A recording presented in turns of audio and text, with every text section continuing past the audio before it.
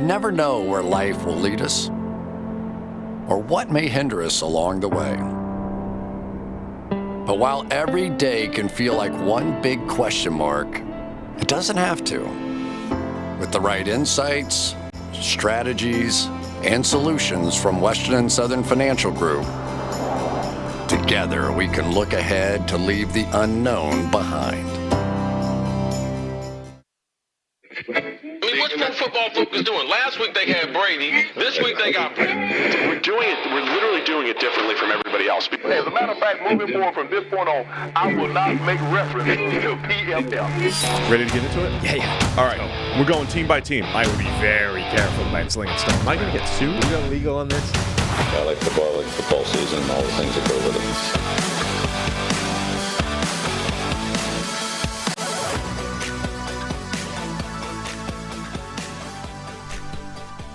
Welcome into the PFF NFL podcast on Thursday, April 27th, which means draft day. We made it. We made it. Draft day, the day, not the terrible movie with Kevin Costner. Oh, you're not a draft day guy? It's one of the worst movies I've ever seen in my life. Why? The acting, cliche, literally predictability, every part of it. Literally every part of it. Steve Keim said it's the most realistic movie of all time. I don't know if you saw that yesterday. I did see that. Yeah. And on the one hand, I find that incredibly difficult to believe. On the other hand, I've seen Arizona's personnel moves in recent years. And it kind of makes it suddenly starts to sense. tally a little bit more. Maybe Kevin himself was making the selections. It's possible. It's possible. I honestly, like, I watched it once. I can't watch it again. But I've seen, like, clips, surface on Twitter or TikTok or whatever as we get to close to the draft. Right. And every time, so, it's been a long time since I've seen it. I'm like, maybe I have been too harsh on it. Maybe it's actually better than I thought. And then you watch these, like, minute-long clips, and you're like, in that 1 minute alone, I can tell you, if anything, I've been too kind to this movie. I didn't see it until like 2 months ago, which is strange because I've been working in the NFL draft for like 6-7 years, but hadn't seen it until like 2 months ago. And you know what? It's fine. No, it's not. The movie's fine. It's not. If you enjoy it, continue to enjoy it. No, That's my thoughts. If you enjoy it, ask yourself some questions about where things have gone wrong and what. Yeah, and why you're not the general manager of the Arizona Cardinals right now. Anyway, draft day. We've reached there. It is time. We'll be back on tonight for our live draft show during the draft ourselves. Steve Palazzolo, despite claiming yesterday that he was just dealing with allergies, apparently needed medicine of some kind this morning, so has cried off this podcast again, but assures us he will be there for the draft show tonight. How are you liking the 3 Bills certified chairs, by the way? They're nice. They're nice. I walked in yesterday, and I was like, whoa, these are great. We only had 2 set up, so I was kind of worried that for the draft show tonight, because it's the 4 of us, it's me and Chris as well, I was worried that we were going to get left out, that you guys were going to have dibs on the chairs already, and we were going to get the old ones. Yeah. But well, I think thankfully, you pointed out the ones right behind me offset. Even if that was the case, I think it would go on a weight basis, Like Steve would need one of the 3 Bills certified chairs for, safety. Yeah. And then it would be like, who's the next guy closest to 3 Bills? It's not me. It's not me. It's not me. No. But I'm not about to say that our boss is higher in weight. You don't need to say it. You just need to leave it out there, Okay. Right. Look. Smart man. I'm not going to put weights on anybody, but I'm not the heaviest remaining. You're not the heaviest remaining. Chris could probably still bench more than us right now. Sure. Yeah. I mean, if day 3 things are getting real boring, we'll bring in a bench and we'll see how much Chris can do. Oh, I'm here for that. 1 rep max. Yeah, that'll be pretty good.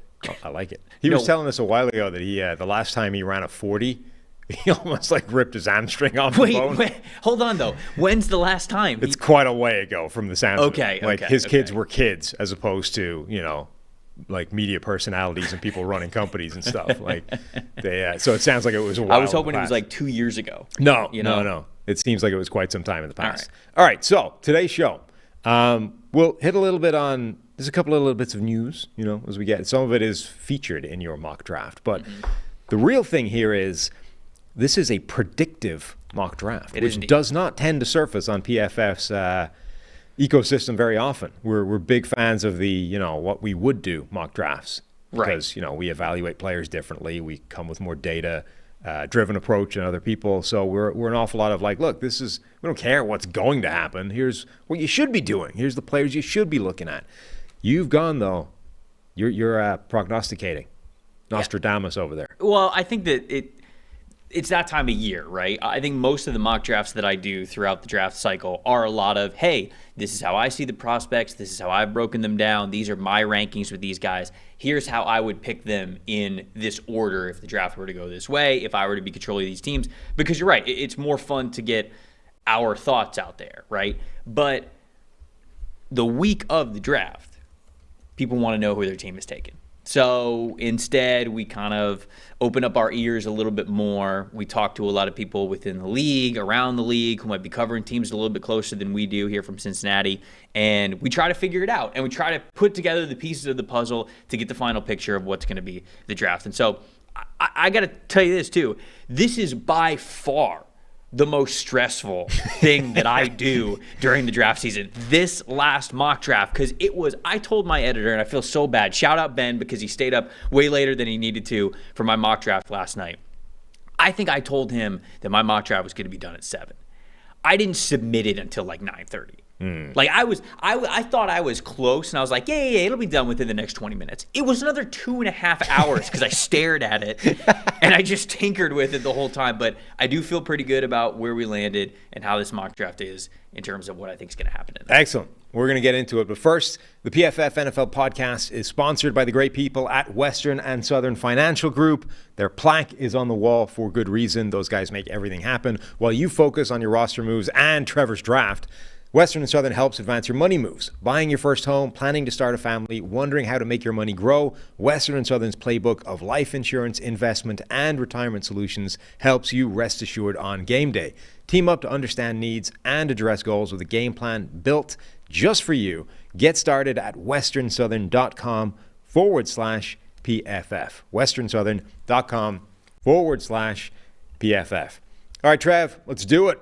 Pick number 1. Yep. Carolina Panthers. They trade the farm. They get up there. They control the draft. What are they doing?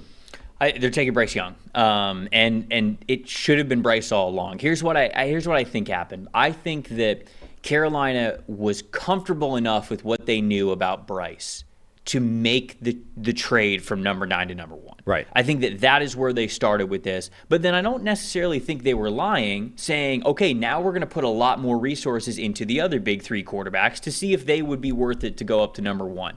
Of course, you have a lot of people in Vegas who changed the odds for C.J. Stroud to be number 1 overall. Frank Reich's history with a lot of bigger, more pocket presence quarterbacks. Josh McCown doing his breakdown with Underdog about C.J. Stroud and absolutely loving what he's able to do from the pocket. But I really do believe that when they made the trade, they were comfortable if they were only going to like Bryce Young.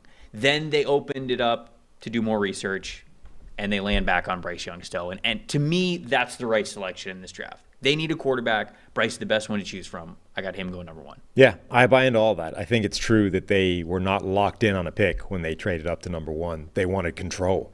Like, they didn't want, we're picking at number 9. What happens if the one guy we think is good isn't there and there's nobody else? Well, there's probably a high chance, right. That would have been the case. So we trade up to number 1. Now we have control. We're not locked into anything. If we decide there's 2 guys, 3 guys, we can trade back again, whatever. We just want the control. We want it now, and they got that done, and then it ends up being, at the end of it all, Bryce Young. And I think the other element is, as much as I agree with you, Bryce Young's the best quarterback. He's the safest prospect. He's the best of the group. You can't get past the size. Like, it's going to scare you. Nobody's like, there are picks where you get the first overall pick, you have no concerns whatsoever. This is the guy. There's no alternative. Like, he's great. There's no question marks. Doesn't mean he'll hit 100% of the time, because they don't, but we feel good. You can't feel 100% good about Bryce Young. You can't, because we've never seen a guy that size against, modern NFL defenses. Right. So it has to be there in the back of your head somewhere going, what if he breaks? And I do totally agree with you that exists, but then the counterpoint to it is this entire exercise, no matter who it is, you have those risks. Yeah. Anybody can, even just in the injury category, anybody can get hurt any given play. Mm-hmm. So that does exist for everybody, and I do think a lot of people like to make mock draft and just draft selections, thinking which ones stress them out the least. That's not going to exist in this draft. You're going to have a little bit of stress and anxiety for every single pick that comes through. With that being said, as long as Bryce is healthy, He is a starting winning quarterback in the NFL. Yeah. Is he ever going to be a Super Bowl winning quarterback? I don't know. How many of those have there been over the last, whatever it is, 30, 40, 50 years? Not many. So that bar should not really be the bar. I think this guy gives you a chance to win every single Sunday. He did every Saturday for Alabama, and I think that's why he'd be number one. Yeah, and I think that's the one piece of information that we know about this draft. Is it seems like Bryce Young will be the number one overall pick. Most people are coming around to that consensus, but then all bets are off. Like from that point, nobody seems to have any idea what's going on. So what do you think's happening at 2? So this is the plan that I landed on, and I'd be going quarterback here. I would be taking a chance on one of the 3 quarterbacks that is left, C.J. Stroud, Anthony Richardson, or Will Levis. It doesn't seem like Houston's going to do that. Unless we're all really getting fooled by some good deep smoke screen over the last 10 days, it just does not seem like they're going to do that. Sounds like they're going to go one of the 2 edge rushers, Tyree Wilson, Will Anderson. It is so hard for me to believe that somebody in the NFL would draft Tyree Wilson over Will Anderson. It's so difficult to believe. Will Anderson, in one season in 2021, had more backfield production than Tyree Wilson has had throughout his entire starting career, throughout all of college football. And that's not even counting the 2022 season, which was called a down year, which would have been the best Tyree Wilson year that we've ever seen. I understand that Will Anderson is not this guaranteed Nick Bosa, Myles Garrett type of edge rusher player. He's not. He wins primarily off athleticism right now. He's got to get a lot better about the pass rush profile part of being a backfield disruptor. But production is something that we consistently go back to. The pass rushing grade, something that we consistently go back to. It's why we kind of sat on this desk last year and we're like, Trayvon's going to go number 1. Probably shouldn't, right? Because we looked at the data of what Hutchinson's been able to do, especially the year that he had going into the NFL draft. And I feel like that's the conversation that we're having here today. And I think people are outthinking Will Anderson. Will Anderson's still on the table for the Texans. Ultimately, I believe that they're going to land on Anderson if they're going to go with a defensive player in this draft. I mean, I agree with you. That's what should happen. I have a lot less trouble believing, though, that the NFL would draft Tyree Wilson ahead of Will Anderson. Well, Trayvon Walker went 1 last year, so you're right. You've got the evidence with you. I've seen a lot of people say, with Tyree Wilson as this pick, DeMeco Ryans gets his Nick Bosa. And you're like, what? When? I've seen a lot of people say that because I've remarked to people every time it's come up.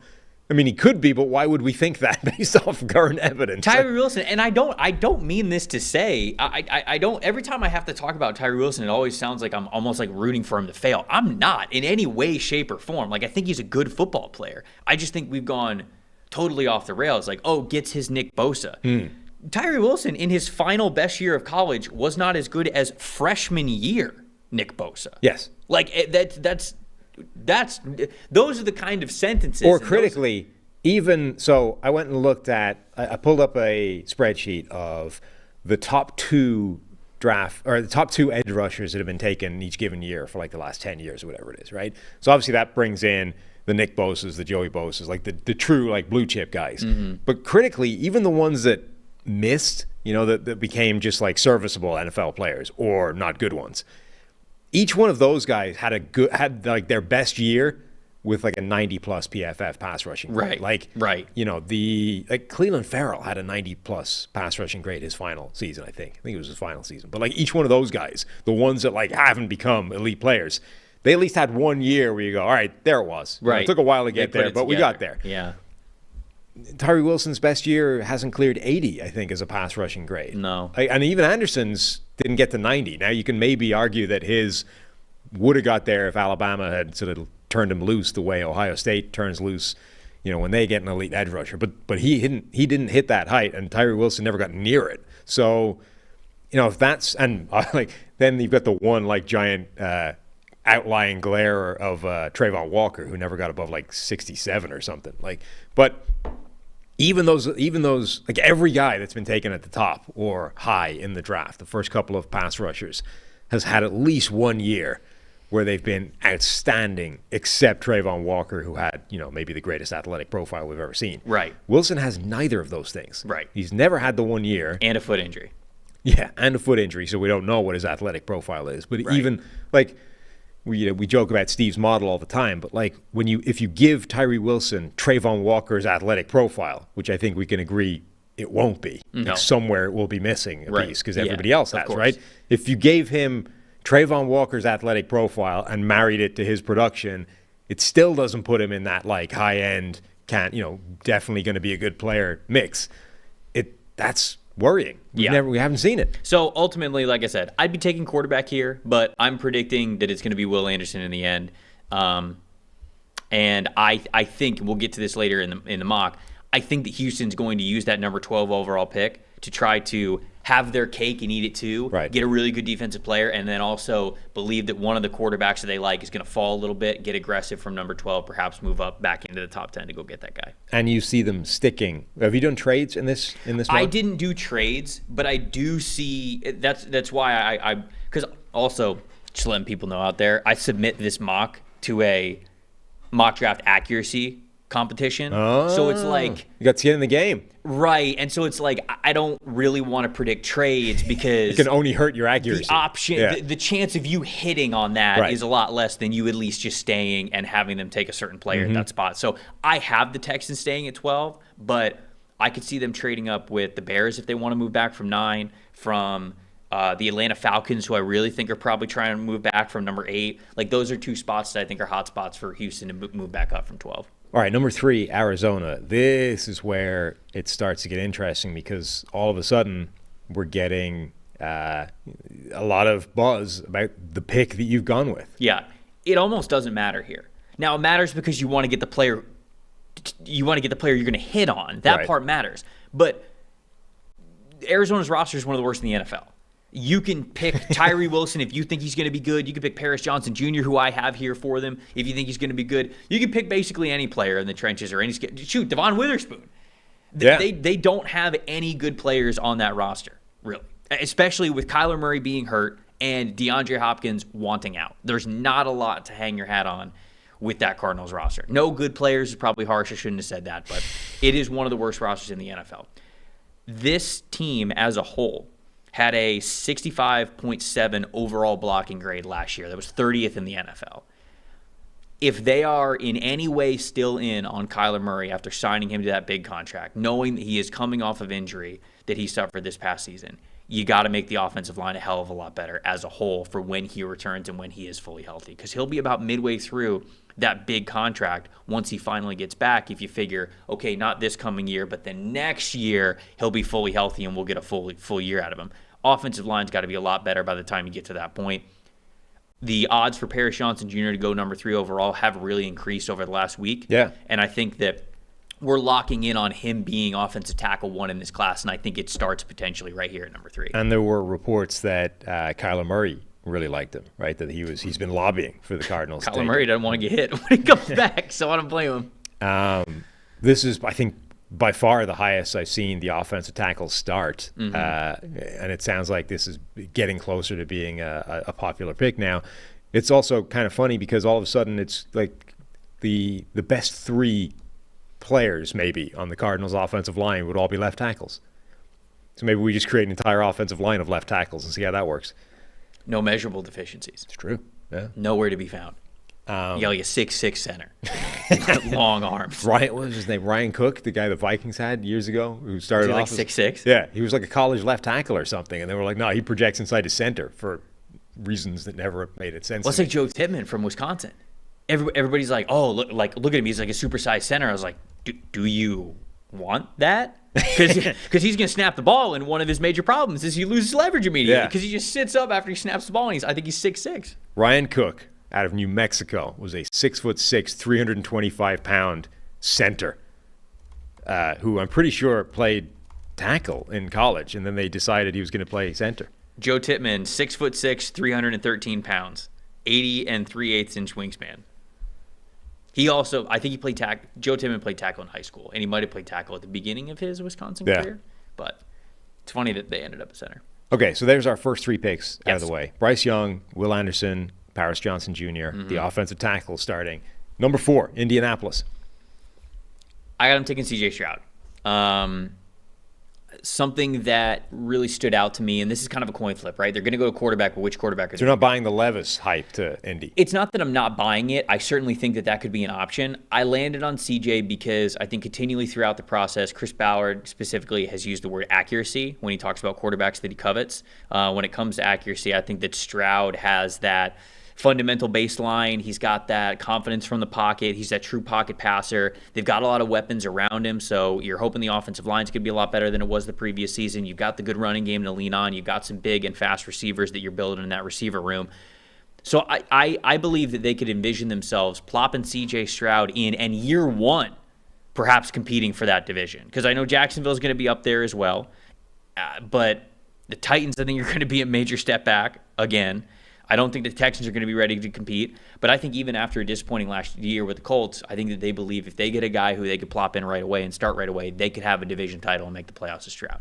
So I think that those reasons kept getting me to him being the choice, as well as a couple weeks ago, maybe I'm looking too far into this, but I believe it was Ballard himself who was like, hey, you guys are all talking about the guy that we don't have at the top of our list. So I'm not even really worried about what you guys are reporting. At the time, that's when Levis started gaining a lot of steam for the Colts. And that's when also people had talked about Anthony Richardson being number 4 overall after his big combine performance. Nobody was really talking about Stroud.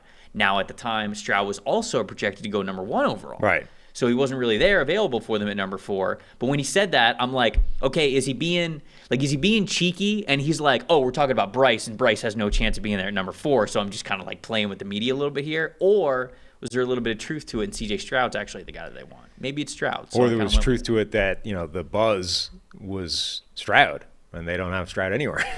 Well, So here's the thing, though. Now, the question you asked was, were you looking a little too far into it? I'm going to paint you a different picture of decision-making process for the Indianapolis Colts. What is the one key variable in every decision that's made at the quarterback position for Indy? Old, immobile, washed. No, keep going. Proximity and connections with Peyton Manning. Oh, wow. So what we have to do is Manning Academy. Who's getting endorsed? Right? Wasn't it Will Levis yesterday getting endorsed? Will Levis, superstar at the Manning Academy. Superstar. C.J. Stroud, according to Brady Quinn, kind of dissed the Manning Academy. Didn't show, hadn't really agreed to go, maybe agreed, bailed on it last minute. Either way, not a big Manning Academy endorsement. Will Levis, Manning Academy. You were at the Manning Academy, right? No. That could be you. No. Could be you. No, that's why I'm not a Colts quarterback right now, or a GM, or head coach. That's why. Those 3 things. Everything else was there. Yeah, exactly. Tool, 5-tool guy. Of course, yeah. All the other stars just didn't have the Manning connection. This is, a lot of people say the draft starts at 2, and certainly it does because of everything that's on the table. But I also think that the draft hinges upon what happens at 4, because it's a different board if C.J. Stroud is the pick here and Will Levis and Anthony Richardson are still there, as opposed to Will Levis is gone, C.J. Stroud and Anthony Richardson are the ones that are falling. Yeah, because of the pros and cons that are there with all these quarterbacks. The big questions. Obviously, we assume Bryce Young goes number 1. And then it's, does Houston pick a quarterback? Yes, no. Right? That's a big fork in the road from the draft. Right. We assume Arizona probably just grabs, you don't want to call them inconsequential players, but the first non-quarterback or whatever at that spot. And then you get which QB does Indy pick at 4? And that's another fork in the road. So, yeah, I agree with you. It's definitely a massive pivot point in this draft. We've got 2 opinions in the chat. Manning has lots of sway over Jim Irsay. And then 3 lines down, Manning has no sway. Manning hates Irsay. There it is, folks. Yeah. That's draft day in a nutshell. Yeah. I'm going to go ahead and lean on the former part of that.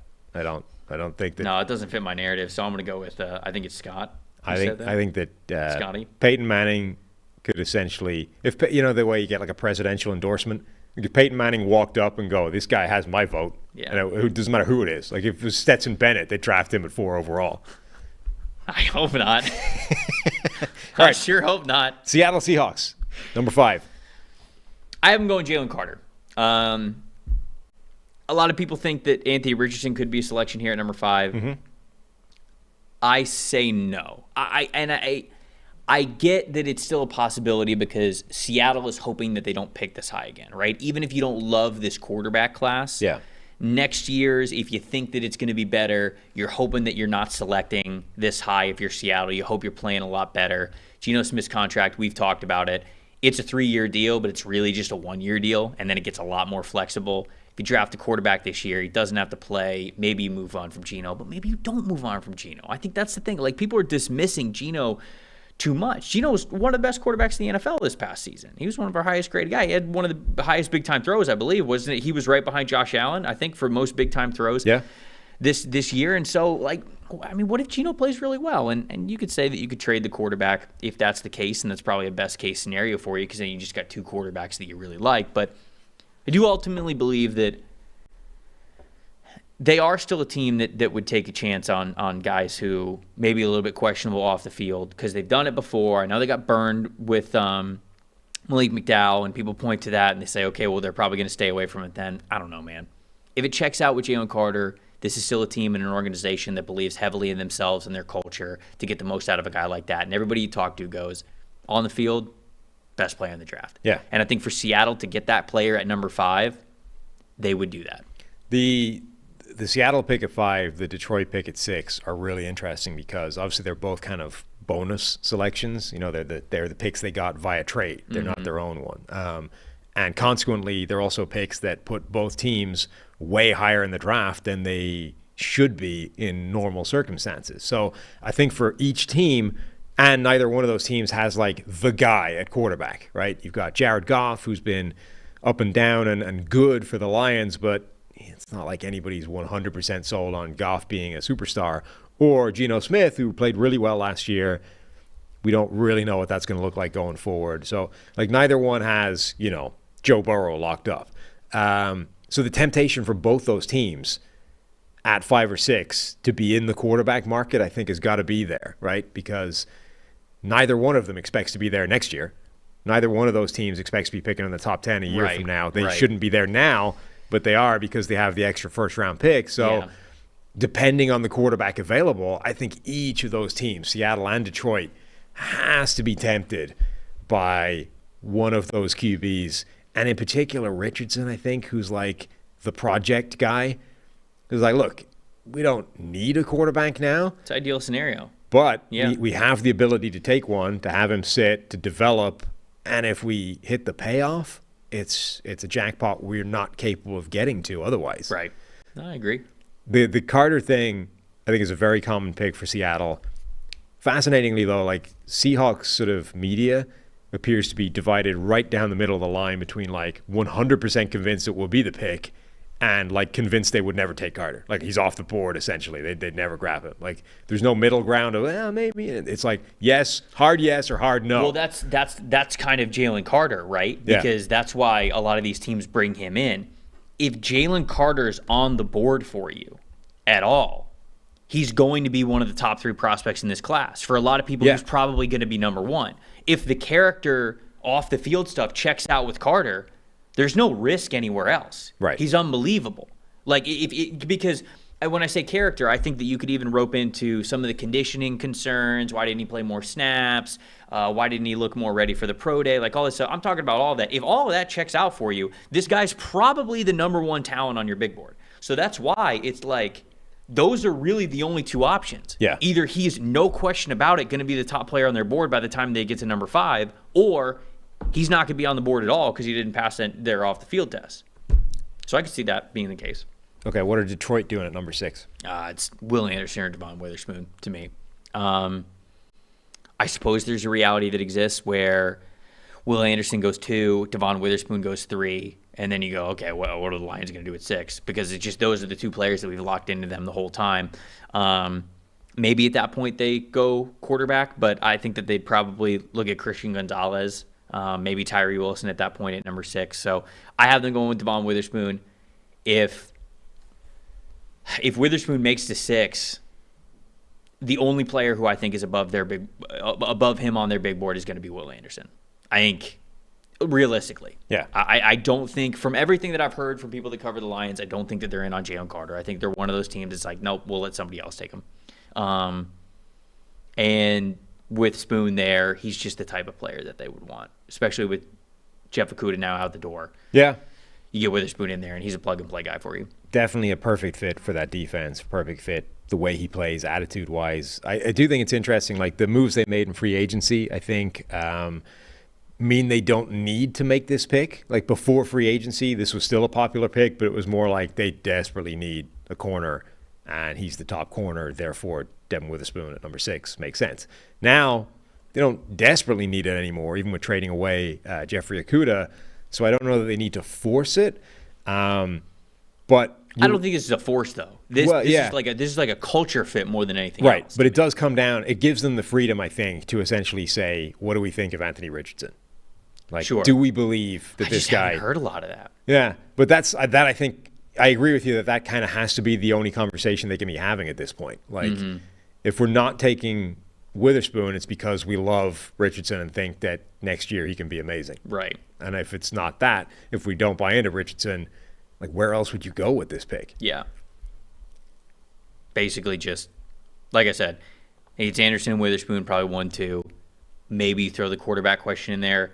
But other than that, there's still two great players along the same lines in Tyree Wilson or Christian Gonzalez that I think that they would pick. 7, Las Vegas Raiders.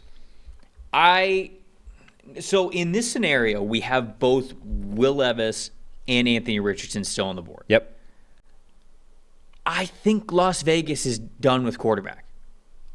I don't think it feels as though Vegas was maybe in a situation to where they liked Bryce a lot. Maybe they still like CJ. I just haven't heard a ton of buzz around it.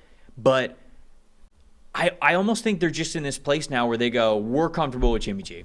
Like, we're comfortable with it. We'll go into next year's draft, and if we want to hit on quarterback, we'll get aggressive for one of those quarterbacks. It just doesn't seem like they love any of these guys. Because if they did, one, I feel like we would have heard a lot more competitive of a deal for them to jump up to number 1 overall. And we sort of heard that, but not really. And then number 3 becomes available. Number 3 is still available with the Arizona Cardinals. Mm-hmm. And unless they're just keeping everything super tight-lipped, again, have not heard anything. I kind of wonder, though, with number 3, like, it's sort of contingent on Houston. Are they going to wait to see what happens at 2? Yeah. Sure. Like, you can't make that deal now, and then Houston takes the guy you wanted, because we don't know what the Texans are doing. It sounds like maybe they're not going to take a QB, and they'll make that open. But, like, until they do, you can't be like, let's jump to number 3, get the second QB, and then the Texans grab him. You're like, oh, crap, now we just gave up. And we're sitting here, I'll admit this too. We're sitting here with Arizona still having the number 3 overall pick. They didn't move on from it. We've talked so much about that being a major trade point for them. And the feeling around it right now is that they have not gotten the deal that they have wanted. I believe that the deal that they want or the deal that they would take does change in price after Houston picks it 2. Yeah. Whether that price goes up or whether that price goes down. So there's still a realistic possibility that Arizona's not picking at number 3. Yes. I don't think they can get the trade they want until a team is satisfied that the Texans are not drafting their quarterback. But it just doesn't sound like the Raiders are going to be one of those teams that get super desperate. So I think it's offensive line or corner, all that being said. They've done a ton of homework on the cornerback class throughout this draft process. We know they need offensive line as well. Peter Skoronski or Christian Gonzalez, one of the 2 guys that are on the board. I went with Christian Gonzalez. That feels like the area where they are most connected with the cornerback class, either going Devon Witherspoon or Christian Gonzalez. Witherspoon off the board 1 pick earlier. Gonzalez is their guy here in this mock. Okay, I think that makes sense. I mean, obviously, I'm lower on Gonzalez than most people, but from a predictive standpoint, I could definitely see the Raiders being enamored by him, or in fact, any NFL team being enamored by him and grabbing him there. Number 8, the Atlanta Falcons. Bijan Robinson. Wow. Running back from Texas. So, like I said at the beginning of this show, ultimately, I think the Falcons would love to trade back. I think the Falcons are trying to trade back. They're not trying to trade back too far, but I believe they want to move back for one of 2 reasons. The first reason, I think, is they want more draft capital. I think they would like to move back outside of the top 10, get some extra either day 2 draft capital, day 3 draft capital, or a combination of the two, to then have the ammunition to move up from number 44 in the second round back up into the first round, potentially pick twice in the first round, get the offensive player that they want in Bijan Robinson outside of the top 10, and then move back up for a defensive player, maybe an edge rusher to get on top of that tier 2, tier 3, whatever you want to call it, of edge rushers in the back end of the first round. That's what I think Atlanta's plan is going to be. And the second part of that is simply they get to pick the offensive player they want, but they don't have to answer the questions about drafting a running back within the top 10. Now, I don't think that's going to stop them if they can't get a trade. This is a team that picked a tight end at number 4 in Kyle Pitts, right? Picked a wide receiver at number 8 in a deep wide receiver draft last year. They clearly don't care. They clearly are like, if this is the guy that we think is going to be the best player for our football team and be an impact ball player, we're going to draft him. And so if they think that of Bijan Robinson, I don't have any reservations about them taking him in the top 10 at number 8. But I think they would prefer to do it a little bit further down the order in a trade down. And you wouldn't have them. That's the best connection to me for a place that Anthony Richardson could land. I want to see Richardson in that offense. I would too. It just doesn't sound like they're going to do it. God damn it. It sounds like fan fiction. I want it to happen. I do too. I want it to happen. Be awesome. Be awesome. The Bijan Robinson thing, this is as high as I think you can justify Bijan Robinson. Like, you know, you said Jalen Carter is probably the number 1 player from a talent standpoint on most people's boards. Number 2 might be Bijan Robinson. And he might be number 1 on some boards. Like, he might be the best player in the draft, but he's a running back. So we've talked, extensively about how high you can justify drafting a running back. It's a good running back draft as well, so that doesn't help him. But this, I think, is as high as you can go where you can make the case that it makes sense from what he can add to this offense point of view, from a opportunity cost point of view, from a contract point of view. This is as high as you go. 8. I agree. I think you can also make the case at 10, but then after that, you probably slip a little bit. That's the interesting part of all this is I think the Falcons want to move back. It's been reported the Eagles also like Bijan. Now, it would be against the way that the Eagles have built their dynasty to take a running back at 10. But it's almost like being very financially responsible for a long time and then splurging a little bit on something, right? You've done what you've needed to do to put yourself in a good position to allow yourself to have this luxury to maybe splurge a little bit where normally you would not. Is that how the Eagles view Bijan Robinson, or are they going to stick to their guns and say, no, high-value position players only with our premium position picks, because that's how they got to this point. But for the Falcons, their intel on the Eagles is going to be important of whether or not they trade back. Because if the Falcons really do want Bijan Robinson above anybody else, it is a risk trading past number 10. Yeah, and we're also in this world now. This draft is going to be really interesting because I think a lot of teams are going to want to trade. And trade in both directions sometimes. Like, I think most of the time teams are going to want to trade back. Like, half the first round. The back half of the first round, almost the entirety of it, I think wants to get the hell out of there. Because there's like 15 players with a first round grade in this draft. And if you're picking after 15, you're probably not getting one of those. So either you're going to draft your version of Cole Strange, where you're like, he's the top guy on our board, screw it. Or you want the hell out of there and you want whatever else you pick up along the way. But the problem with that is you're going to need the dance partner. Like, who wants to trade up? And I think you're going to get a couple in the first round where, maybe a Kansas City or a Cincinnati or whoever wants to trade up to snag like the last of a certain position group, right? Tackle. We can get the last tackle before the drop-off, or the last corner before the drop-off, or whatever that looks like. You might get a couple of those, but after that, it's like I don't see the trade partner for a lot of these teams. So I feel like you're going to get a lot of picks that are weird because a team wants to trade back, but they can't. So they're just stuck with taking the best guy on their board. Teams that I think in the first round that would be looking to trade back. Falcons at 8, Bears at 9. You don't think the Bears would be happy with the options at 9? I think that they would be, but I think they would trade down again. Okay. I do. Ravens at 22, 100%.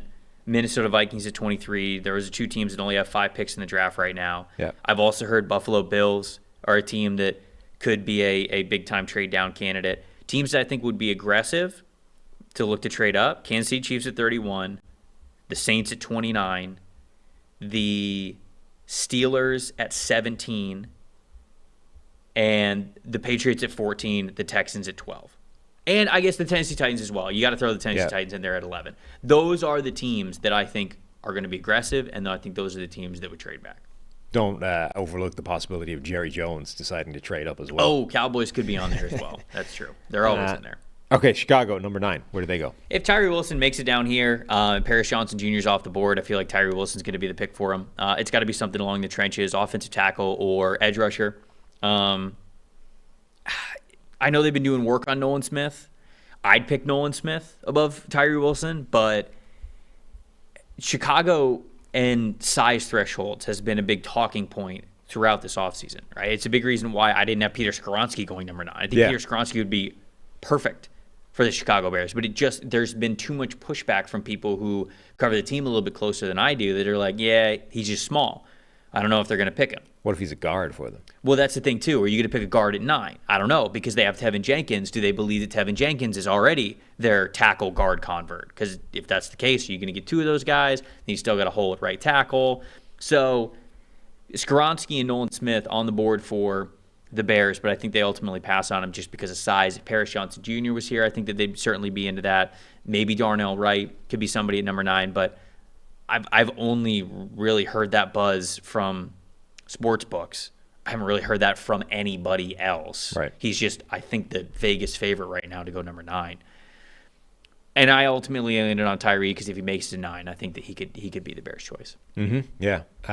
Number 10, Philadelphia Eagles, their first pick.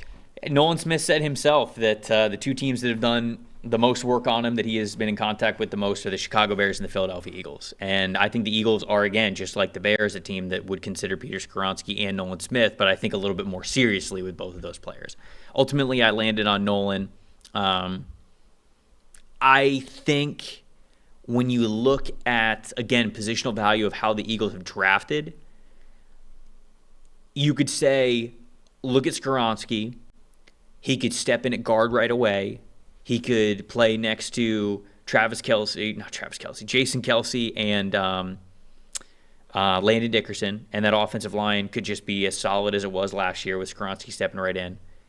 But if they believe he's a guard, they don't really draft guards that high. Certainly not number 10 overall. So he'd have to be a really damn good guard, and a guy that they think is a guard now will be a tackle when Lane Johnson retires. That's how they would have to view him. But if they only view him as a guard, I don't think they're going to take him at 10. Instead, I think they're going to take the edge rusher. Nolan Smith, player that we often comp him to, is Hassan Reddick. Hassan Reddick is still with the Eagles. Perfect style comparison for him to get better as a pass rusher in the early parts of his career. Perfect landing spot, too, in terms of rotation, and like they're not going to suddenly ask him to play 2 or 3 times the number of snaps he plays in a season. That could happen if he goes somewhere else. Like, there are going to be teams that don't rotate their edge rushers nearly as much who are going to say, okay, Nolan Smith, that 350 snaps a year you were playing, that's great. I'm going to need twice that this year. The Eagles don't. Like, he would do it, though. Oh, sure. But we have no idea what that looks like when you do. He'd play to his dying breath. Yeah, absolutely. But, like, who the hell knows how well he's going to play once he's doubling his workload. Right. Whereas the Eagles can effectively say, we play however much you need to, and we're good. That's fine. So I think that's a great landing spot for Nolan Smith. Number 11, Tennessee Titans. I got him going Anthony Richardson. Richardson's still on the board. I mentioned it. Tennessee's a team that could definitely trade up. I don't know how far they'd trade up, though. People have said, the Titans, they've really been looking around. They're a team that can be super aggressive. This roster overachieved the last 2 years. Last 3 years, I think this roster overachieved. And now the roster is worse on paper than what it was when they overachieved the last couple of years. Anthony Richardson in the same backfield with Derrick Henry. Fun as hell, right? I mean, extremely imposing. Does that make the Titans a favorite to win the division? No, I still think that keeps the Titans firmly 3rd in that division. So does C.J. Stroud make that team a division winner? No, I still think that they're firmly 3rd in the division if that's the case. So unless you really believe that the long term for both of those guys really slingshots what you're going to do, is Rand Carthen in his first draft as general manager going to give up multiple years of future draft assets to get up to go get one of the quarterbacks kind of at the top of the draft. I don't know. Now, if Richardson makes it to 8, and again, the Falcons call him, say, hey, we're looking to move back to 11. All you got to do is pop up 3 spots. You can go get yourself Anthony Richardson. You don't got to worry about it. Maybe they do that. Maybe it's for C.J. Stroud if C.J. Stroud is falling. That's a reality that I could see. But ultimately, I don't see him getting extremely aggressive, going all the way up to number 3. I think that'd be a little rich for an ask of a first-year general manager, knowing what they would probably have to give up to go get a quarterback. So instead, I got him sticking at number 11 with AR. I think all these kind of, how high would they trade up type moves, it's all contingent on what teams think of this quarterback class. Like, if you do buy into any of these guys, you can make as aggressive a move as you want to, right? There's almost nothing off the table at that point. But if you don't, then you're not going to be doing anything crazy. Maybe you might trade up a couple of spots just because you need a quarterback, but you're not going to be going nuts on it. So, yeah, like Richardson to Tennessee would be interesting. That be fun. Because they've also been like... You'd never have to run the ball in Madden. they've also... You just RPO the other team, and the final score would be just like 17-14. Right. They've also been like hovering over this reset button for like the entire... off season. Yeah. And it's like, what does Richardson even do in terms of that? Is that a move to be contenders right away again? I also wonder, how much does the Malik Willis pick last year go into it? And I don't think that they're letting Malik keep them from picking a quarterback. That's not what I mean. In fact, I mean the opposite. They sat back in last year's draft, and granted, it was with John Robinson as their general manager. He's not their general manager anymore. Right. But they sat back in last year's draft. They lost A.J. Brown during draft week last year. They tried to replace him with Traylon Burks. They pick a quarterback in the 3rd round just to take a flyer on him. I wonder if Vrabel's sitting in that building going, we're not letting the draft come to us at quarterback. Like, if we need a quarterback, we're going to get one. We're going to get our guy. And that is something that I continue to think about, of how aggressive are the Titans going to be. Did what happened with Malik Willis, where they were just like, yeah, I mean, we kind of like let him fall to us. He fell to us. We took him, and now we don't like him at all. Yeah. Like, I wonder if it's just like, we're not letting that happen again. I'm not doing that. Not a quarterback. Just a thought. Yeah, I mean, Richardson, the Titans, I think, is another offense where Richardson fits well. Like, that makes a lot of sense. They can create an offense that props him up for a year or two while he develops and figure out what he can be as a passer going forward. So from that point of view, I like it. It would be a really interesting dynamic, though, how that entire Tennessee offense would go forward next year, and sort of how quickly they expect to contend, how quickly they expect to be good. Yeah, I like that pick. Okay, Houston's 2nd pick, number 12 overall. Will Levis. So, again, when we were talking at number 2, I mentioned that I do think that the love for Levis is real. A lot of people who cover the Houston Texans very closely have Will Levis going to the Texans one way or the other. He's the betting favorite now to be the number 2 overall pick, right? But I don't think that his odds obviously shortened dramatically to become that 2nd overall pick, but I don't think his odds to the Texans change that much. Like, I think a lot of it is the idea that somebody else might have that pick and pick Levis. At 2? Yes. Oh. I don't know about all that. But, I think that at the end of the night, it's a strong bet that Will Levis is going to be a Houston Texan. Okay. I just don't know where it's going to be. I don't know if it's going to be at 2. I don't know if it's going to be at 8. I don't know if it's going to be at 12, 9. I don't know. I don't know where it's going to be. But I feel pretty confidently about this one. As confidently as you could be in a mock draft simulation. But I think that the love around him is real. I think they like him a lot. Okay. All right. Houston, so PFF Bobby gets his quarterback, and it's Will Levis. There you go. That's fascinating. There you go. That would be an interesting pairing as well, because, we've got TikTok superstar Will Levis with the mayo and the coffee and the bananas eaten whole and all that kind of stuff, with Bobby, who I'm going to go out on a limb and say Bobby's not on TikTok. That's about as much as I think you can say about that. That's an interesting pairing. Green Bay, now at pick number 13, having traded with the New York Jets, Aaron Rodgers. That was the swap of picks, 15 to 13. So the Packers are 13. Where are they going? I don't know what the hell the Packers are going to do. I think that this pick, here's my thought process here with the Packers, okay? A lot of people want to pick Jackson Smith-Njigba. Mm-hmm. If they pick Jackson Smith-Njigba, it'll go against, it feels like, all of their thresholds that they have had throughout drafts of the Gutekunst era. He is a 30 percentile height, weight, measurable guy.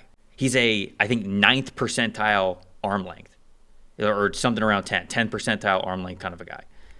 Not really that explosive, super small hands.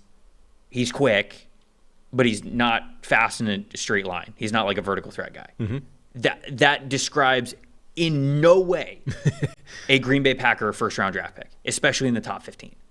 And so if they pick Jackson Smith-Njigba, and I'm not even saying that would be a bad pick. I would like JSN in this offense, objectively. But it just goes against all of the draft trends that we have seen from the Green Bay Packers. Dalton Kincaid makes sense for them. Love that.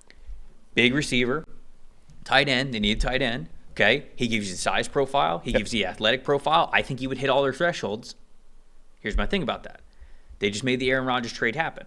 I think they did that, one, not only to get it done, but move from 15 to 13 for a specific reason, and to get the extra second-round pick to make sure it's done. I think they got the extra second-round pick because this tight end class is deep. And because with that second-round pick that they got from the Jets, one of Luke Musgrave, Sam Laporta, Tucker Kraft, one of those guys you think is going to be on the board probably for them in the second round. And I think they know that.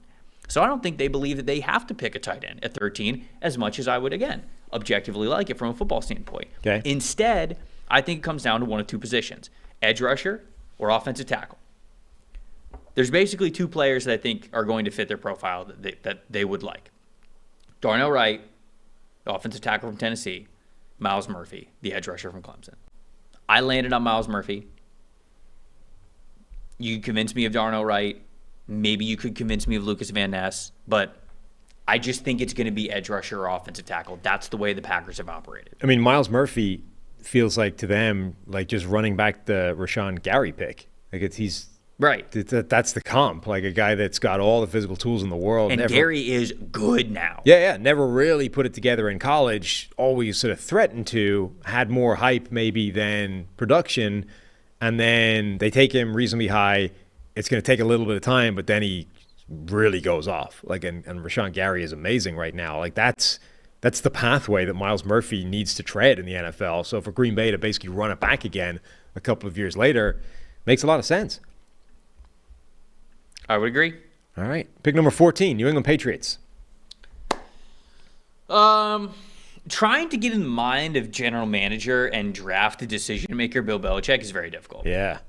If Peter Skoronski got on the board, I think he's got to be their guy, right? Offensive line, a major need for this New England Patriots team. Skoronski can be an all-pro guard for you, or he could be a starting caliber tackle for you. Whatever the Patriots need him to be. I think that could be different every single year, honestly. And I think Belichick would love that. So Skoronski is on the board here at 14. I think he's the pick. They could use a bigger, longer corner, and we got a couple on the board. We got Deontay Banks. Mm-hmm. We got Joey Porter Jr. We got Emmanuel Forbes. Those guys are on the board, but trenches. Yeah. It feels like corner is a much more acute need for them than offensive line. Like, people keep talking about this offensive line as like a really desperate situation. It could be good. It isn't. It could be good. It could be better. Sure, but it's not like, I mean, there's a lot worse offensive lines in the NFL than the New England Patriots offensive line, which if they play better, yeah. I agree. Riley Reif is probably the weakest link on that group right now, and Riley Reif is like the poster child for rank average offensive line play throughout his NFL career. Now, okay, he's getting older, and therefore that baseline is getting lower, but if Riley Reif is your problem spot, your line isn't terrible. There are teams out there where Riley Reif might be the best player on the line. Like, I hope not. Whereas corner, like, we've got Jonathan Jones, who they brought back, Jalen Mills still, Miles Bryant, Marcus Jones, the Joneses, all of them still. It's like, that's a problematic group. I agree, and that's why I think it's corner or offensive line. But I think Bill would love Skoronski. That's just my take. Yeah, I mean, that makes sense as a Patriots player. I just feel like corners high. Yeah. Corners high. I'm also never certain whether the Patriots, they do draft for need at times, but it's not like a religious, like there are teams that the Saints, like they will draft their biggest need every single year. The Patriots don't do that, but they do target need quite a bit. New York Jets pick number 15, having dropped back 2 spots. I got 3 players that I think are on the board here. I think Jackson Smith-Njigba has been a name that's been hot lately for the Jets. Broderick Jones has been the common name, the offensive tackle from Georgia. And then Kalijah Kancey feels like the wild card, right? Getting more backfield production, getting to pair Kancey with Quinnen Williams. You know, if you're thinking that Quinnen's going to command double teams because of how disruptive that he has become in the NFL, well, then you get Kancey right next to him getting a lot more one-on-ones. He can get fast with these guys right into their face and right by him. And so that might be a deadly 1-2 combo there with Quinnen Williams and Kalijah Kancey, even if he's just a rotational guy. I think for where the Jets are going, for where they want to be, they want a deep pass rush rotation, especially with guys on the interior. So I think it's still 3 players, but ultimately I ended on Broderick Jones because in theory, they've got good offensive linemen, right? They have Dwayne Brown. They have Mekhi Becton. They have Max Mitchell, who they could play at offensive tackle. But Brown is, I think, almost 40, right? Yeah. Mekhi Becton has been habitually injured, and Max Mitchell is not a proven starter at tackle at the NFL level. You're telling me you want to go into this season, maybe your only season with Aaron Rodgers, hinging upon 2 of those 3 guys hitting? I wouldn't. How much input do you think Aaron Rodgers has into this? Because obviously one of the big narratives in Green Bay is that they never consulted him about anything. If Aaron Rodgers has input, do you think it would be JSN or an offensive lineman, though? I feel like he would want a weapon more than... I think he would want a weapon, too. Yeah, more than protection. Yeah. I think quarterbacks generally feel that way. But I think it's short-sighted, again. Sure, but I mean, you know, they threw a pretty sizable chunk of money at Alan Lazard just to be like, hey, Aaron. No, I know. Now I still think it's got to be offensive line. For them to look at their current depth chart and look at it through rose-colored glasses and be like, oh, yeah, it'll work with any of those guys, it'd be kind of foolish to do that. I think that's the better move. But I think if it's like what would make Aaron happiest, you know, the team, we take him away from the team that spent the last several years pointedly avoiding drafting him skill position players in the first round. Like the first thing we do is give him one of those guys. Give him the number 1 wide receiver in the draft. Yeah. That's like the first thing we do to set out the stall to say, Aaron, we love you in a way Green Bay never did. I can see that happening. Somebody in the comments, Red said, Stetson Bennett is a story just waiting to be written. There you go. What story? That's what I'm saying. He didn't say it was a good story, though. Look. It could have been a bad story. I kind of love Stetson Bennett. I hate myself for Where in the draft? Not high. Not high, but... Number 4 to the Colts? Yeah, exactly. Manning Academy, yeah. Only once Manning endorses him. Once you get the official Manning endorsement, then yeah. But after that, 5th round. I would also draft Stetson Bennett for what it's worth. We talked about this yesterday with Tresh, and it's like you got the 4 quarterbacks that are the big 4 because they're the ones that have obvious starting potential. You can make that case for Hendon Hooker as well, and then you're basically done with guys that you think could be starters down the line. But if I'm looking at the rest of the draft, and I'm like, give me one guy that in 3 years' time from nowhere ended up actually being a baller and a starter, I think Stetson Bennett would be my dude. Oh, man. I mean, he's probably the guy you bet on. I'm just saying, if we get, again, you fast forward 3 years and somebody goes, hey, actually this Pro Bowler is Stetson Bennett, and you're like, yeah, I can see it. Whereas if somebody told you that for like, I don't know. I don't think. I mean, if somebody told me that Tanner McKee was a Pro Bowler in 3 years' time, I'd be like, get the hell out of here. That's never happening. No. Whereas if somebody told you with Stetson Bennett, you'd be like, shout out PFF Mike. I get it. I get it. Yeah. Poor Mike. Man leaves the building and we drop him like 60 spots. It's because we did for everybody out there. Mike handles a lot of the big board. Responsibilities, and so like Tanner McKee was obviously pretty high on our rankings for a long time. 32nd or something. And then insane. Like Mike left last week, was his last week at PFF. Yeah. And then me, you, and Steve handled the consensus big board responsibilities. Well, no, because Mike had it as well. So it was the 4 boards put together. But for the first time, it was other boards in addition to Mike's board combined to like create a consensus. Where did we have him? So the people that, it was like 80s. The people that Mike was, wildly off on his own about have been modified a little bit. Dropped a little bit. Let me find him. I got to fire up a. Hey, you know what? If Tanner McKee becomes a Pro Bowler. Dude, that's like Mike's bragging rights for the next decade if that happens. Yeah. Like, kudos to him. Right. If Tanner McKee ends up being a guy, Mike has one of the greatest, like, told you so moments of all time. Okay, Tanner McKee is currently 81st on the PFF big board, having been, I think, 32nd. 81st is, I'm a lot more comfortable at 81st. It's funny, and I think this is, let me see, is it 12, 20? No, it's not actually. I thought we were going to see a thing where, it shows you the draft trends based off where people have been drafting the guy in the mock draft sim. If you go to the trends page. McKee? Yeah, so I ADP? was expecting to see it just like drop off a cliff when we moved him down 50 spots on the big board.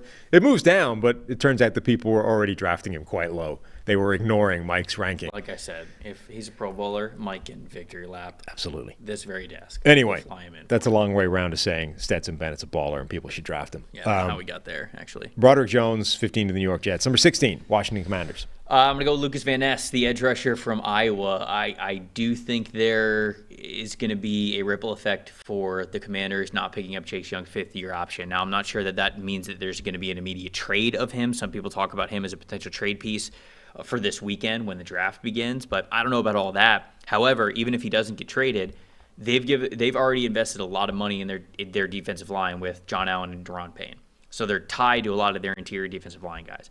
Montez Sweat and Chase Young are now both free agents upcoming for next offseason. If both of them ball out, you can't keep both of them. If one of them balls out, you keep the one that does. If neither of them ball out, neither of them are on the team. To me, there's no reality in which both of those players are on the Washington Commanders starting roster in 2024. I think they know that. Right. I think they're going to draft an edge rusher, start to groom them, make sure that they're ready year 2 to be a starter. Lucas Van Ness. Okay. I get that. I think Washington, to me, is either in on the offensive line or edge rusher. Maybe corner. I think they need corner and offensive line, too. We've talked about them for a long time there. But with the Chase Young news, and maybe it's not new to them, but it's new to us. And I think that edge rusher skyrockets up to the top of the list. They're one of the few teams sitting in this draft where I think they're almost certainly happy regardless of what happens. Like, they feel to be in the perfect spot of a position of value and need is going to be sitting there, and maybe multiple options of that spot. I think Washington's actually really happy where they're sitting in this draft. Yeah, because, I mean, you look at the rest of their depth chart.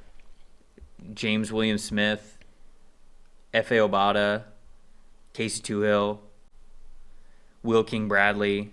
I mean, these are their depth guys that are even, like, the second string edge rushers. There's nobody that I think you would project as a starter.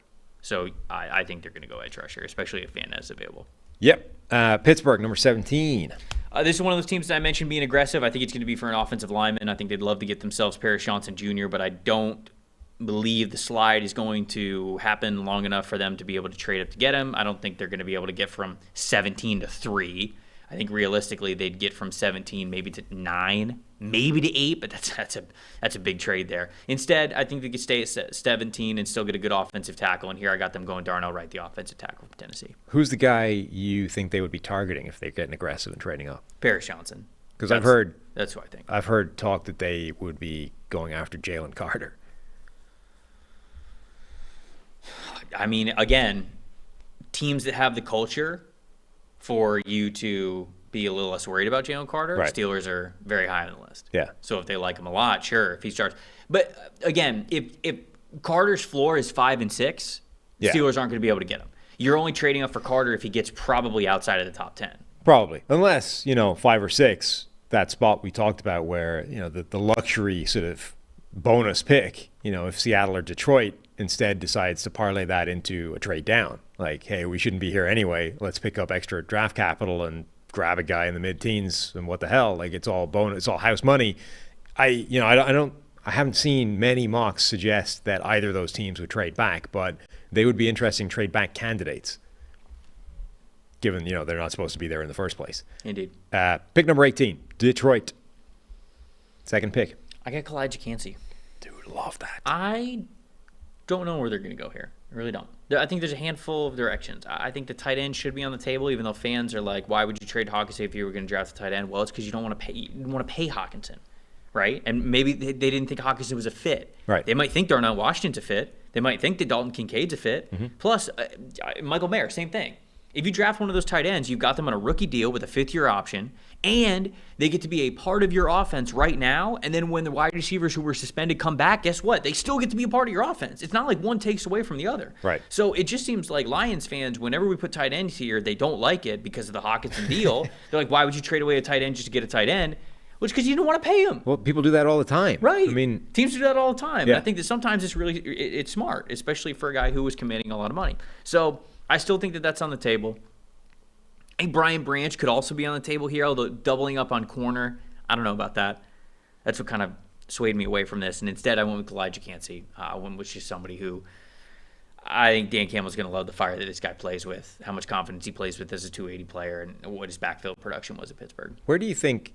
where's Cansey on your big board? I think I had him like 25-ish. I think maybe he's like 24, 23. I think he's a top 10 player in this draft. See, there's not any draft, this draft. So that's why I am definitely worried about the weight. Yeah. I am. Because even a successful Elijah Cansey might just be a situational player. And if he's just a situational player, where are you okay drafting that? Typically, probably somewhere, if they're really good back into the first round, but probably somewhere on day 2 is what you're comfortable with. However, like you mentioned, in this class, what Cansey can possibly give you, that's worth being a little bit higher. That's why I still ended up having him as a top 25 player, even though I am worried about how much usage you can get out of this guy. Can you play him on first and second down? Or is he just more of a situational, probably always a third down guy, a heavy rotational guy, but never really a guy that you're going to be able to play all game long, say in the fourth quarter when you need it most? I don't know. I have a little bit of doubts about that. But in terms of the high-end ability and him getting into the backfield, he's fun as hell. I think the only downs you don't want him on the field for are like obvious run-down situations, which are so infrequent in today's NFL. Mm-hmm. Like he can play in neutral situations. He can play obviously in obvious pass-down situations. He can even play in like jumbo formations on the goal line. You just probably have him on the edge instead of right in the middle where he'll get driven back by a double team. Yeah. But like the number of plays where you really don't want him exposed to a true double team in the middle, I just don't think that's that high. And offset that versus what he can do as a disruptive backfield presence and a guy that is in your backfield the entire time, whether you're playing run or pass. In this draft where like everybody's got warts, I just think that guy's being overlooked a little bit by a lot of people. So, love the fit at number 18 to Detroit. Number 19, Tampa Bay. Move on from Donovan Smith, long-time left tackle. Don't really have anybody at left tackle to plug and play right away. They signed Matt Filer, who could play tackle for you, depending on whether he's going to be right tackle, whether Tristan Wirfs moves over to left, or what ends up happening. But if one of the big offensive linemen, I would say the big 5, including Anton Harrison, is available, and Anton Harrison is here, I think they'll take Harrison. They've done some extensive work into Harrison this offseason, and I think that they want to keep Luke Gedeke at interior. He can play tackle for you, but I think they want to keep him in interior, and if that's the case, you got to draft another offensive tackle. So with Harrison on the board, I think Harrison would be the pick. Yeah, I think it's the right kind of range as well for that offensive tackle run. Not really a run, but the offensive tackles to keep going. So, yeah, I like that spot. Number 20, Seattle Seahawks, their second pick. Jackson Smith-Njigba is one that I just really like a lot here. I don't know if he makes it to 20. I don't know if they'd pick him at 20, but I just love the fit. Getting to play him in a wide receiver trio with Tyler Lockett and DK Metcalf, and then, as Tyler Lockett gets a little bit older, you could slide Jackson Smith-Njigba like right into that role. You could find then another wide receiver 3 to complement that room. I just think it keeps the pass-catching options really strong for Geno Smith. And if you're not drafting a quarterback, you want to continue to make that offense as potent as possible. Give him all sorts of weapons. And I just love this fit here with JSN. Yeah, Seattle. I do as well. We've been talking a lot this offseason about how the Seahawks really need a slot receiver. And we've been saying, Jordan Addison maybe, those guys, Zay Flowers, one of the smaller 2-3, tier 2-3 receivers. But it's always been with the assumption that Jackson Smith-Njigba is probably long gone. If he actually slid all the way to Seattle at 20, I think they'd love that spot. Even if he doesn't bring the same vertical threat that some of these other guys can from the slot. He's probably the best slot receiver of the group and can potentially be more. You don't need him to be right away, but maybe you can figure out down the line if he can step out and become, a bigger part of your outside receiving game. That's a great spot for me. And Smith and Jigba's stock is becoming like a really fascinating one because the consensus number one receiver, I guess, on the board, but a guy that most people think is probably just a slot receiver, just quote unquote. But now look, Cooper Kupp is arguably just a slot receiver, so it's not like that necessarily caps you to being like a crap player. Right. It is interesting that like the consensus number one receiver is a guy that usually has a profile that you don't draft in the first round. Like if that is what he is, that's usually a second round, third round type of player, and yet we're talking about him. I mean, he was going as high as 12 pretty regularly, and now all of a sudden I think closer to the draft it appears to be his stock seems like it's slipping. Like now we're saying actually you probably want that guy in the 20s. I don't know about slipping. I think this is just always the reality of where his range has been, somewhere between 10 and 25. That's what I've always thought with Jackson Smith and Jigba. Just depends. It's quite a range.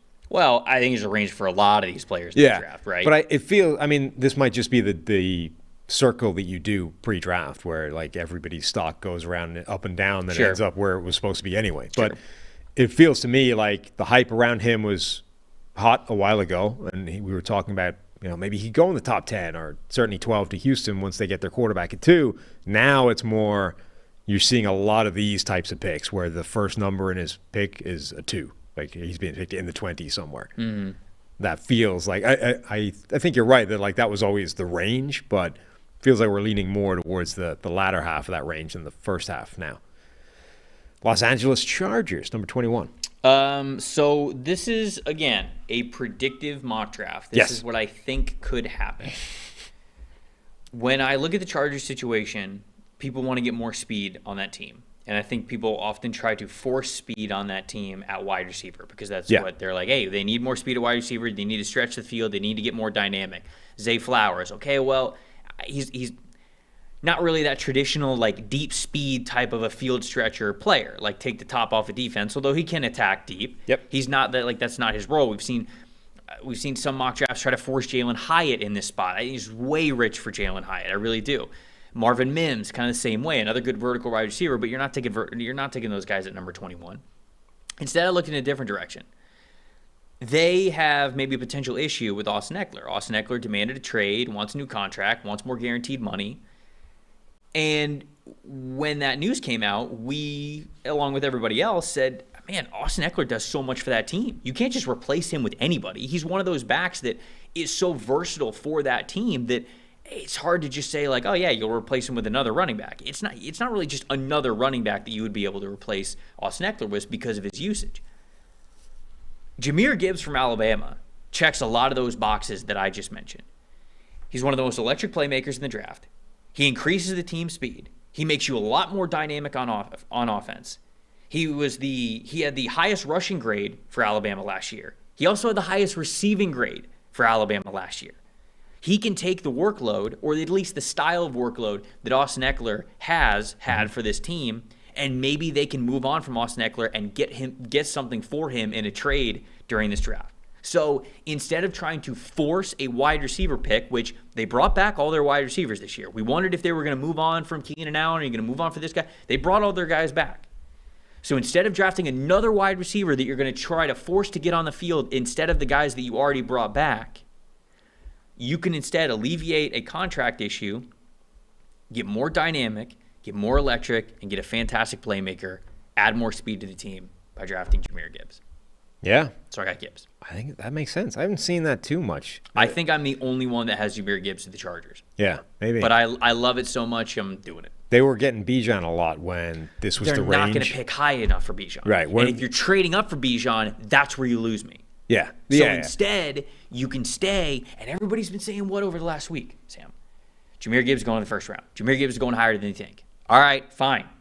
21 in the Chargers. This makes by far the most sense outside of the Cowboys sitting there at 26. Yeah, no, they were getting Bijan a lot when this was the range that people thought Bijan was going to get picked in. And now it sounds like he might go in the top 10, and that obviously takes him out of this kind of range. So it does make sense that you substitute out Bijan for Jahmyr Gibbs.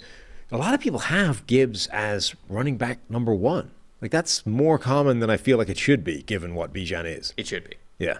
Yeah. Number 22, Baltimore Ravens. I think you're trading back. They only have 5 picks in this draft. This is a team that's going to move. They're going to try to acquire a little bit more draft capital, but got to have the trade partner. I have Joey Porter Jr., the corner from Penn State, going here. They need corner badly. They need outside corner badly. So if they're sticking at 22, I think corner's very high on their priority list. Even if they trade back, I think that they're probably going to prioritize corner wherever it is they land. So had Joey Porter. I think he makes a ton of sense for him, but ultimately I don't think they pick her. I like Joey Porter Jr. a lot. I think he's better than a lot of people are giving him credit for. And then more versatile. CB3 for you? 2. Oh, you like him over Gonzalez? Yeah, I don't like Gonzalez. He's cornerback 6. Well, you don't like good football players? I didn't know that about you. I like good football players. That's why I don't have him as number 2.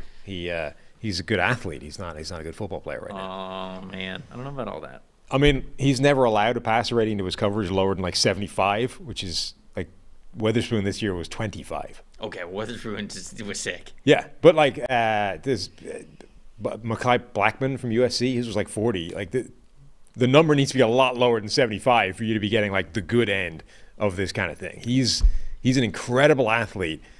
His movement skills are sick, like fluid, size. He's got all that. Give me that. No problem. Like 100%. If that was what you were focused on, and that is what a lot of people are focused on, just give me the tools. Yeah. All you're looking for is the tools.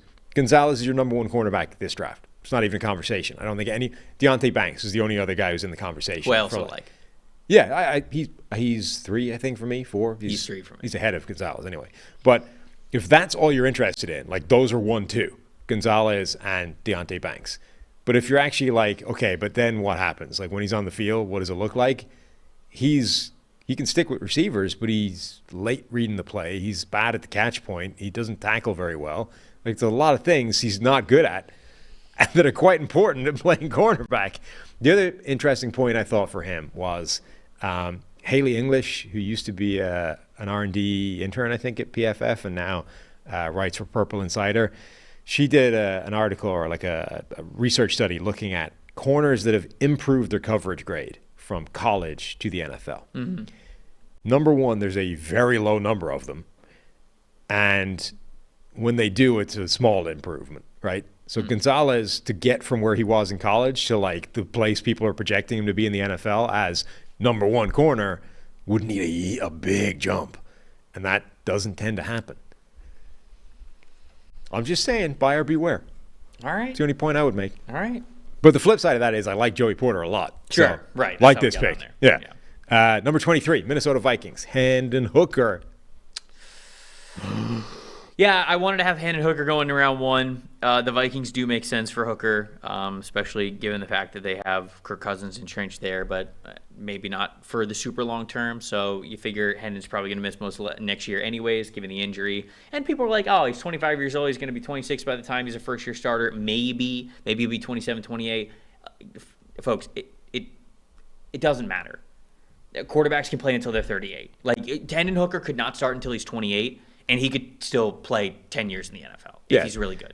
If you believe he's really good. Yes. Do you want younger players, guys who have succeeded at younger ages? Yes, I think the data shows you that if you succeed and you dominate at a younger age, it is a really good way to indicate that you are very talented and that you're going to have a long, successful NFL career. But I wouldn't be drafting Hooker in round 1.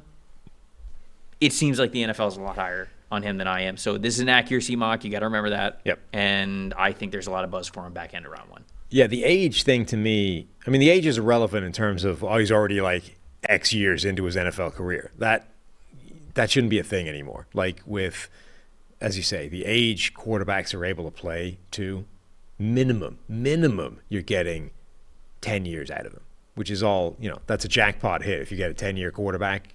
So that part is irrelevant. Where I think it is at least relevant is he was an old 24-year-old player playing against teenagers. That's relevant. Like the fact that he was a man playing against these kids, that at least I think is something that you need to factor in and be like, okay, when we're evaluating this Him not breaking out really until this past year goes a lot further into his scouting report than his age does. Sure, but that to me, like when people are saying, oh, all the things wrong with Hendon Hooker, right? He's got his torn ACL, he's 25, blah, blah, blah. Mm-hmm. The 25 thing I think is a factor, but the way it is a factor is he was an old 24-year-old like carving up defenses full of 19-year-olds. Like that's relevant information, you know? So when we're saying one of the greatest turnover-worthy play rates in the nation, 27 touchdowns, 2 interceptions, 9.5 yards per attempt, like all of this has to be in the context of this was a 24-and-a-half-year-old guy doing that, which is at least important knowledge to have, as opposed to he was also a kid beating up kids. Like I do think it's at least relevant information, but it's not relevant projecting him forward as in, well, that puts a time limit on how long you're going to get him. Mm-hmm. You know, that part is silly. Yep. All right. What do we got next up? Number 24, Jacksonville Jaguars. Predictive mock again. I would have gone with Brian Branch here for the Jags, but one, they've done a lot of research on Deonte Banks. I think they interviewed him at the Combine. They met him at his pro day. I believe they had him for an individual workout as well. So I think they've put a lot of effort into Deonte Banks. And when it comes to Banks versus Branch, as we saw last year with how Trent Baalke evaluates prospects and how he prioritizes prospects, sure, Branch is fantastic, and he could still be the pick for them here, but Branch is not the athlete that Trent Baalke continuously goes after. And there's a long track record of that. Deonte Banks is. He's a 90th percentile athlete in all of the areas that you would want him to be for a corner. So I went with the guy who I think they're going to like more because he's the better athlete in Deonte Banks. That's interesting because I think the better stylistic fit is Brian Branch. For that defense. Is Brian Branch, right. Because then you get to put Darius Williams on the outside where he's a lot more comfortable. Right. But again, predictive mock, I don't know if the Jags are going to take a limited athlete at corner. Right. I don't think Baalke's track record says that would be the case. 25, New York Giants. I don't see this one a lot anymore. Steve's been hammering this one from day one. Like, this is his pick every time. I'm going John Michael Schmitz from Minnesota. Yeah. I think Joe Shane's just a trench guy. Like, until the trenches are to his liking, he's going to invest in the trenches. And the more I thought about it, I was like, man, we got a lot of wide receivers still left on the board. The Giants could take a wide receiver. Mm-hmm. I think Dalton Kincaid was still on the board at this point. Yep. You know, I believe Michael Mayer was still on the board at this point. Yep. Just like bigger receivers. I know they traded for Darren Waller, but just like these bigger receiver type of players. Brian Branch is still on the board at this point. Like, all those are good options and good picks for the Giants, but I just kept going back to the fact that I don't think there's another center in this class that gives you the conviction or the confidence that he could step in and start right away for you for a long time that John Michael Schmitz does. And I think that Joe Shane showed last year, I'm going to build this team through the trenches. And especially after paying Daniel Jones, they're not going to leave any stone unturned on the offensive line. They're going to want to make the offensive line as good as they possibly can. And so that's why I landed on the trench pick. All right. I mean, we like that pick. We've been talking about that the whole time, and I don't know how much closer his sort of stock is getting to the first round, but it's been like he was low on the consensus board for quite a while.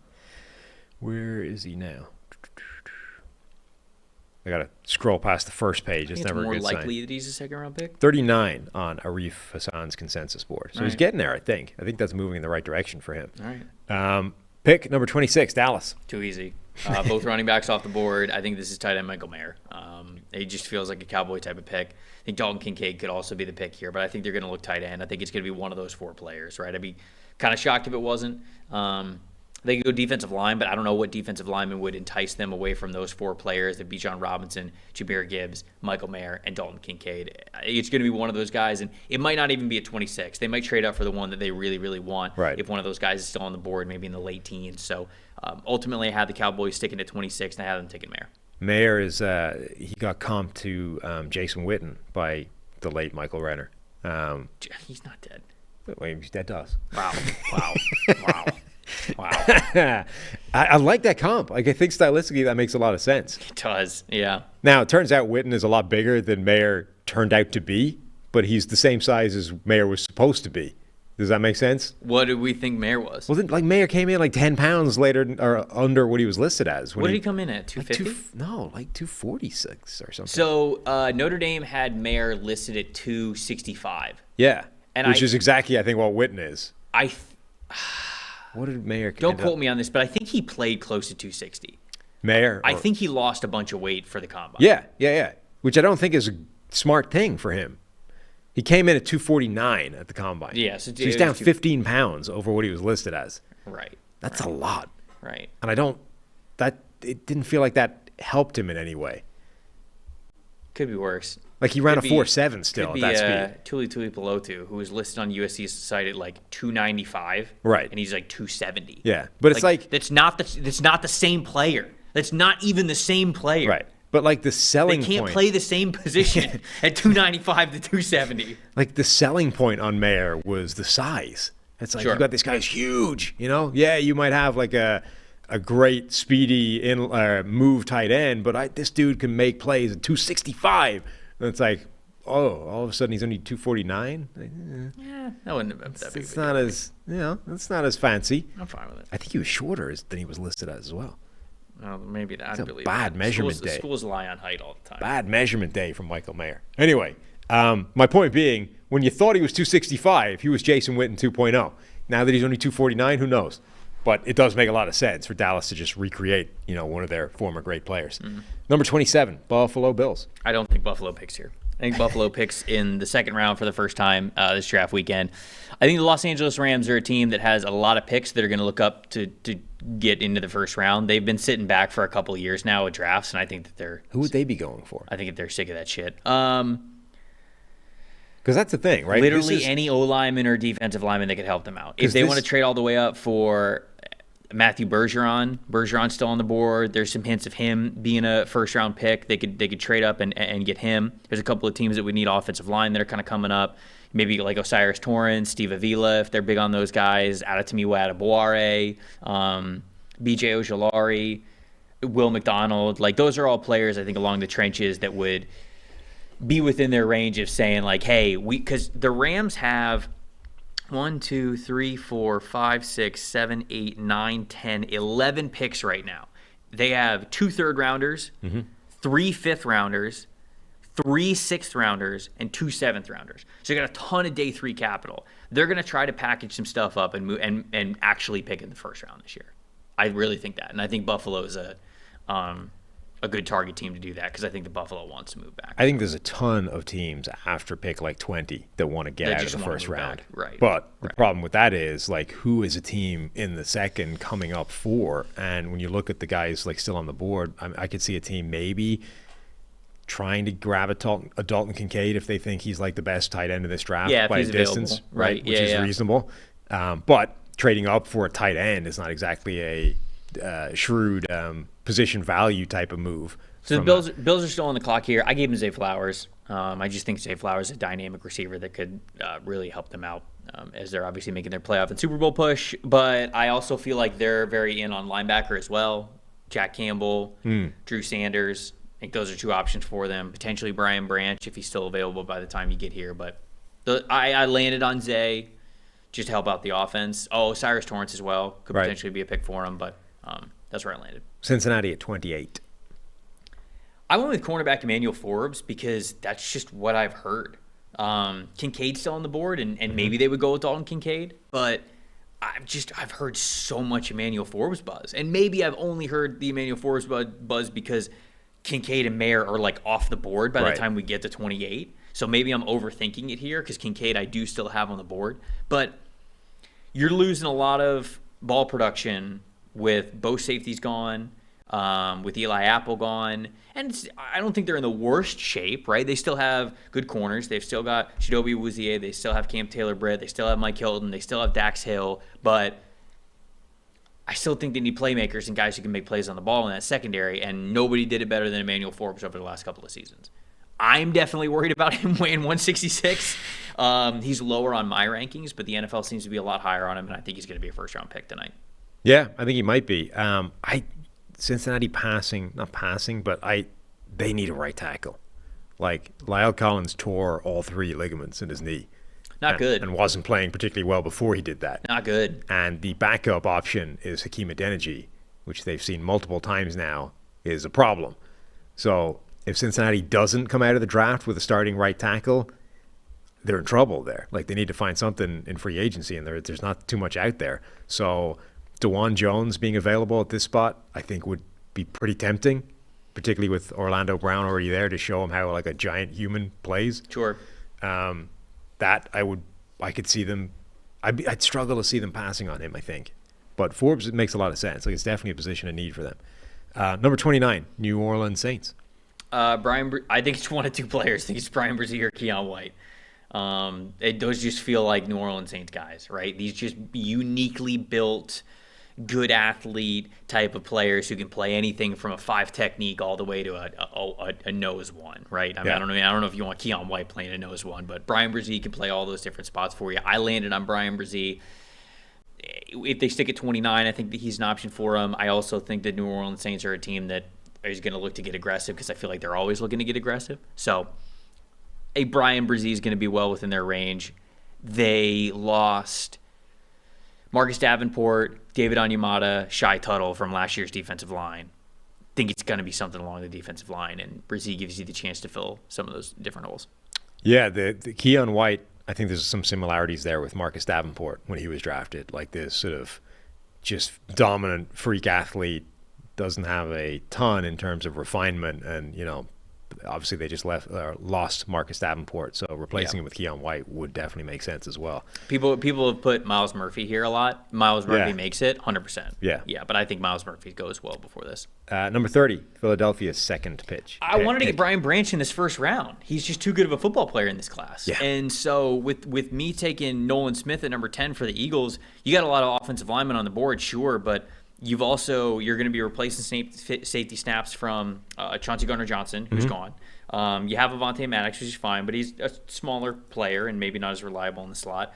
They signed Terrell Edmonds. Yes, that's the correct Edmonds brother. Yep. So Edmonds is going to take a little bit of that C.J. Gardner-Johnson role of that nickel hybrid / safety spot. But, I mean, if you're drafting a great football player like Brian Branch, you're hoping they're playing deep in the playoffs anyways. So you brought back James Bradbury. You brought back Darius Slay. If your cornerback trio is Slay, Bradbury, Branch, you're doing pretty well for yourself. That is a secondary that I would be comfortable with going into the playoffs, especially in the NFC, to make another run at a Super Bowl. Yeah, I love Brian Branch. I think he's one of the best players in this draft.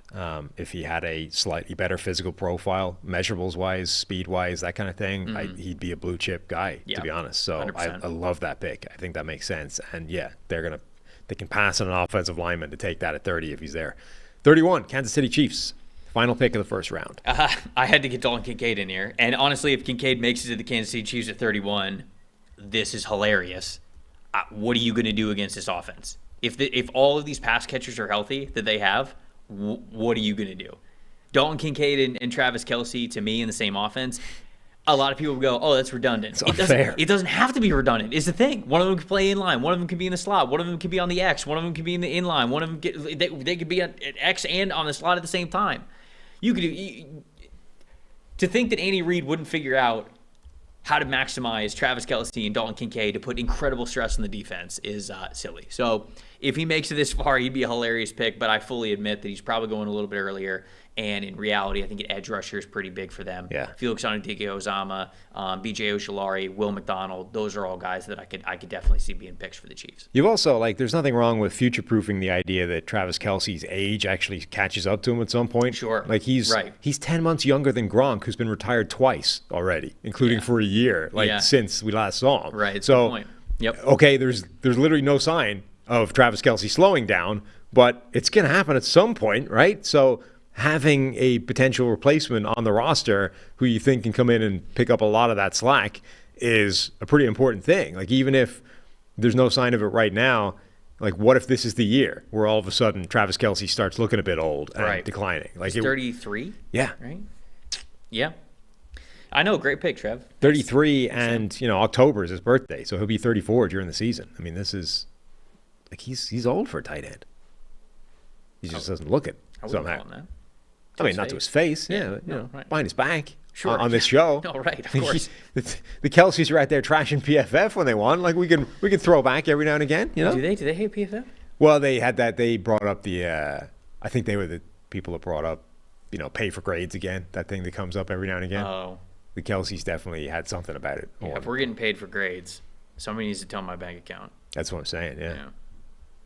Yeah. We can talk off air. Maybe we can set up. That's not a bad idea. Maybe we can set up a little side business. Call of agents, hit us up. Yeah, we know some people. Back end, change things around. Particularly, pre-draft hype, right? I'm going to put Christian Gonzalez's passer rating against all the way down in the 40s. Just change it. Yeah. I'm just going to change it. Just invent a random touchdown. Like, look, turned out as. I'm going to have AI just create an all-22 play that you've got to stare at. And you'll be like, I don't remember watching this. Yeah, for Gonzalez, we just go and we find the 10 biggest plays against him and just put it on a different number instead and see what that does to his passer rating.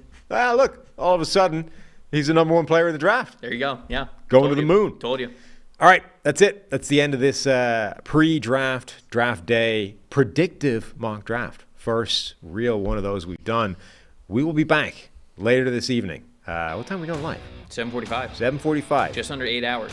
7:45 live on the PFF YouTube channel will be where our draft coverage starts, but not by any means where it ends. We'll be coming back after that first round from myself and Steve, recapping round 1, and then we'll be back tomorrow for day 2, and then day 3, and the recap show, and the recap podcasts, all go, and this is just the start. It's going to be a grind, but I'm looking forward to it, man. I truly admit that this draft could get nuts. Yes, very fast. This draft could get nuts very fast, like you said. So everybody out there that's watching this show, watch the live draft stream, because I think there are going to be some moments and some reactions that are going to be priceless as we hear and see and read the names that come across our screen. It's going to be a lot of fun. Yeah, I think this draft is going to be, there's going to be some craziness in this draft because the rankings are everywhere, like even just Gonzalez, right? A lot of people rank him number 1. I rank him number 6. There's a ton of that. Every position seems to be like that with his rankings all over the board, and none of them are necessarily crazy. All the anonymous scouts quotes are hilarious to me this year because it's like, yeah, this guy, could get a little bit better in this area, needs to shore up this, but solid second rounder. By the time you get to the last scout's quote, it's like, I wouldn't hate it. I wouldn't draft garbage. This guy. I can't believe this guy's parents took him out to play when he was 5. What? And I'm like, what?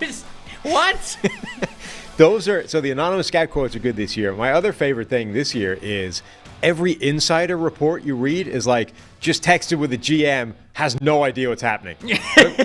What? You're literally explaining to us that you're unable to get any information. They want you to know that they're trying. Yeah. That they're grinding. But everybody right now is I've just spoken to several key insiders and decision makers and have no more useful information than I had before I texted them. Nobody knows anything right now. Everyone is just guessing. The only thing anybody knows is that Bryce Young is probably going number 1 overall. After that, who the hell knows? Just dartboard time. It's true. It's madness. But I love it. Look, the phrase is that more darts to throw at the dartboard when people talk about the NFL draft. That might actually be the draft board this year for some teams. Yep. Absolutely. It's going to be fun. Right. So we'll be back 7:45. Talk to you then and see you later.